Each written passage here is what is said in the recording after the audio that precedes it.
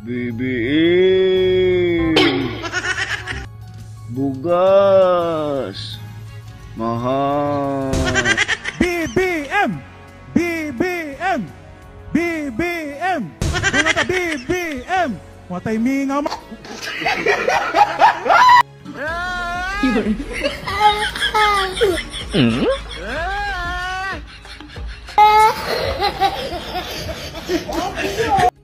Kung nanganak na kung ano ipapakain sa bata. And so the Uban ng banayag, maghataw ng tanan. Dito sa bansa natin, marami mga pretentious genius. Yes, dagang kayo. Pretentious genius ba? But I want you to answer this directly. Kung ikaw akong bapilion, diya sa Senado, ikaw maoy kinabrightan sa tanang bugo? Or ikay kinabuguan sa tanang bright? na makita ang inyong mga ngiti, makita maya yung ama kayo ay mag-alamano. Hi, speaker! A period of short time. So the medical doctors to educate at Pray for Mindanao kay vloggers na tanan. Ay nalisod po ka mura sa Luzon ug sa Visayas mga bisig at pila-pilog vlog. Kami po diri sa Mindanao di po ni palupig. Pirada Mindanao, lakdos gyud kaol.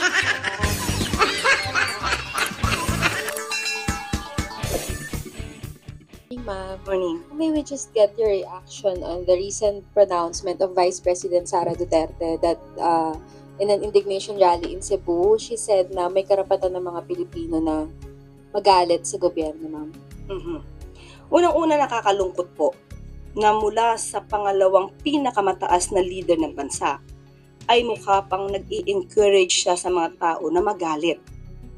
Alright, welcome back to my channel mga guys, and today bigyan natin ng reaction itong asong Julul. Hindi magpaawat sa kanyang kahol ng kahol. Kung ano-ano namang mga akusasyon na binigay niya dito kay Tatay Digong mga guys. At yun nga, wala namang karapatan ng mga tao. Hoy, Claire! Wala namang karapatan ng mga tao na magalit. Hindi mo sabihin hindi pwede magalit ng mga tao sa gobyerno. Wow! Ang lakas ng amas nito. Parang lutang na lutang mga guys, di ba? Nung nalaman po ito ng Pangulo ay wala po siyang naging reaksyon dito dahil hindi nga po ito dapat nanggagaling sa pangalawang pinakamataas na leader ng bansa. Ang tanong naman po, nung panahon ba ng kanyang ama? Yan na. Nagsabi rin po ba siya na maaari po kayo magalit? Hindi po siya nagsabi kasi wala pong dahilan para magalit ang taong bayan. In fact, tuwang-tuwa nga ang taong bayan. Uy, saan ka ba nakatirag? Gonggong. Tuwang-tuwa nga ang mga tao dahil halos na ubos na yung mga kurap. Di mo yung mga makakapal na mukha dyan. Yung mga oligarch, no? Talagang nililigpit lang po ni Tatay Digong ang mga basura noong time na yon. Kaya tuwang-tuwa ang mga tao ngayon. Talagang galit na galit ng mga tao sa lahat ng mga kabulastugan na ginagawa ng amo mo. Uy, Claire! Gumising ka. Kung ano-ano naman pinagpuputok ng butsin nitong mga guys, talagang rat-rat yung role niya. Ibang klase. Lalong-lalo na po, nung ang kanyang ama ay nabansagan at nabigyan po at kinilala bilang most corrupt. Uy, kailan yan? 2017. Matatandaan niyo po ba yun? No, wala kami matandaan. Parang ikaw lang yata, invento ka. Noong 2016 ay runner-up lamang ang Pangulo. Uy, may runner-up. May sariling data mga guys, oh. Noong 2016, runner-up lang si Pangulo bilang most corrupt. Siya ay kinilala ng Organized Crime and Corruption Reporting Project. Pero noong 2017 ay nag-level up siya dating Pangulong Duterte at siya na po yung naging awardee. Wow, ang lupit. At kinilala ng People of the Year being the most corrupt. Wow. Maniwala ba tayo dyan mga guys? Ayun nga lang namin narinig yan eh. Ilabas mo yung data mo. Parang meron kang sariling data. Ipakita mo kung anong source mo dyan. Kasi wala kaming narinig na record na ganyan. Ang narinig namin, rockstar na rockstar po si Tatay Digong yung time na yan, di ba? Ang dami nga mong pa-picture ng mga foreign dignitaries. Tapos sasabihin mong most corrupt. Itong Pangulo mo nga, oh. Ngayon, wala nga pumapansin, kumakaway lang, hinayupak. Ha? Speaking of corrupt, ha? Yung utak mo, gusto mo isampal namin sa kukote mo yan, Claire. Ha? Yung amo mo, 20 years, ha? Naghari dyan din sa gobyerno, 20 years. Kaya nga nag-end sa revolution, eh. Di ba? Kaya nga may revolution dahil hindi na masikmura ng mga tao ang pagiging corrupt ng Marcos pamilya na yan. Di ba? Claire, oh, hindi mo ba natandaan yung panahon na yan? Huwag mong sabihin sa amin, hindi mo alam yan. Tapos, ikumpara mo ngayon dito, sasabihin mong most corrupt si Tatay Digong. Ako, ibang klase ang utak nito mga guys. Patuloy tayo, ha. At inamin din naman po niya sa kanyang statement ni Pangulong Duterte na siya ay corrupt. Kailan? At siya ay nagnakaw. Pero naubos na nga lang. Wait, natatandaan niyo po ba yun? Because meron pa po ako ditong statement niyan. Invento. Okay? So, ang tanong lamang natin, yung ba ay hindi niya man lang nasabi na dapat na merong karapatan ang taong magalit.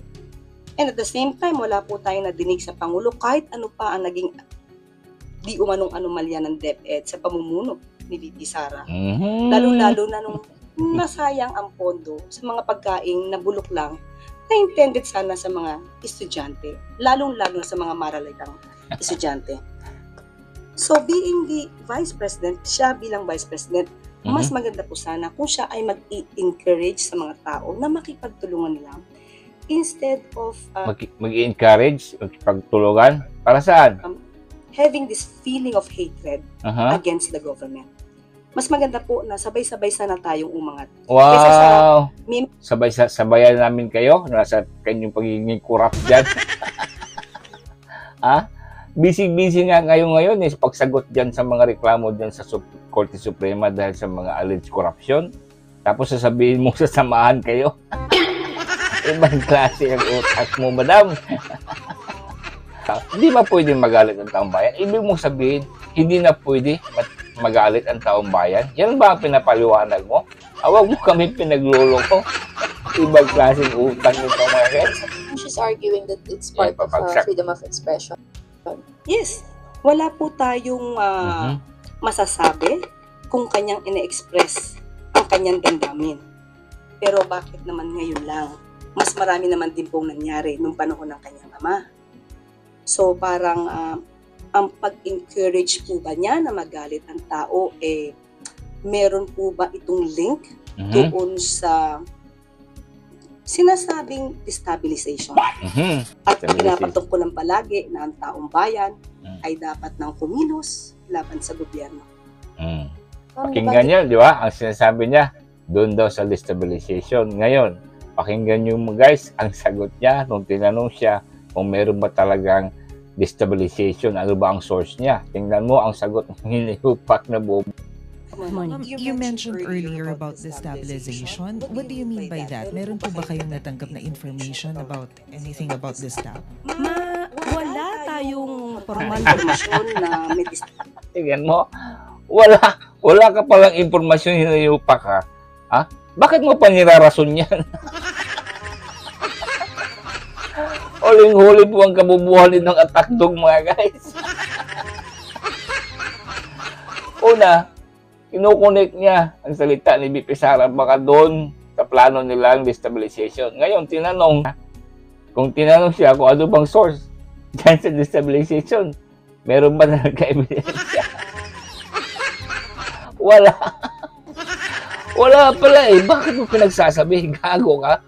Ang ginagawa mong tanga ang mga tao o ikaw siguro ang tanga? Dati ka ba siguro tanga? But mapapansin po natin sa kanilang mga statements kapag sila nag-rally, nag-uudyok sila ng galit, nag-uudyok sila sa mga tao na ito ang paniwalaan dahil ang gobyerno ngayon ay abusive at excessive. Yun, nagpapalabas na ng galit, ha? May destabilization niya. Yung ba ang pinagbabasihan mo, ugok? Ugok ng animal, mga guys. Kung ano-ano, ang gastusan, puro lang talaga, banat, rat-rat lang talaga dyan sa mga Duterte. Ha? Talagang pinanindigan niya ang kanyang pagiging attack dog. Alright, dito naman guys, patungkol naman sa kanyang yung kumakalat na viral video niya mga guys, diba? Yung nagwawala siya, yung talagang nagbubungangera. Tapos, kinulong. Kinulong po ng pulis. Madam Claire, pag ikaw ay kinulong, ibig sabihin mayroon kang maling nagawa. Yan, pakinggan natin mga guys, ang kanyang depensa dito. Tinanong siya ngayon ng mga reporter. Fake news po ba yung kumakalat na video nyo regarding dun sa umano'y pagwawala nyo sa inyo? Maganda yan. Maganda yan. Oh, hindi na to salita ng palasyo at ng Pangulo. Ako na to. Okay. If given a chance to do that again, I will. Uy. Why? Because I did that for justice. Wow. So, ibig niya sabihin mga guys, no? Patuloy siyang lalabag sa batas. Kahit na ikulong siya paulit-ulit, no? Anong pa siya na talagang gagawin at gagawin niya ang kanyang pagkabungangera. Di ba? So, ibig sabihin, kahit na ikaw dyan sa posisyon mo, talagang ipagtanggol mo yung bangag na Pangulo mo. Gagawin mo ang lahat. Kahit makulong ka. Basta kay kahol ng kahol ka lang dyan. Ay, nako, mabuang ko sa imo. Tingnan mo yung pagdepensa siya sa sarili. Di ba? Mahirap pero magdepensa sa sarili. Okay lang magbunganga sa iba, no? Pero pag sarili mo na, halos hindi ka na makahinga. Tingnan mo guys. Hindi nyo nakikita yung video. Nag-iiba. 2015? Oh. Can you see my face there? Look younger. That's 2015. Okay, why na lang ang plastic. Ay, ako, Claire. Di ba? Oh, ikaw talaga magiging pulutan ka. Magiging pulutan ka talaga sa ugali mo. Ay, ako. Dahil ayaw nila ako siguro na manatiling tagapagsalita rito. Yun. Una. Hindi. Gusto namin andyan ka palagi. Walang gusto mawala ka. Kasi pag mawala ka, wala nang pabida-bida. Diyan ka. Maganda tingnan ka, pabida-bida kang hayop ka. Tingnan mo, nahihirapan sumagot mga guys. Oh? Ang kwento niyan, merong dalawang magsing iro na hindi na nag-aayos. Yung bata na iwan sa bahay ng babae, flight stewardess yung babae. Madam, excuse me, who cares sa salaysay mo? Nakita po sa video ang inyong pagkabungangera, binanggit niyo pa ang pangalan mo nga ikaw si Claire, attorney, ganyan-ganyan, bla bla bla. Diba? But mo ang ending, the end of the day, ikaw po ay kinulong. Ba? Ang taong kinulong dahil may maling nagawa. Tapos ikaw ngayon, manunumpa ka pa na uulitin at uulitin mo.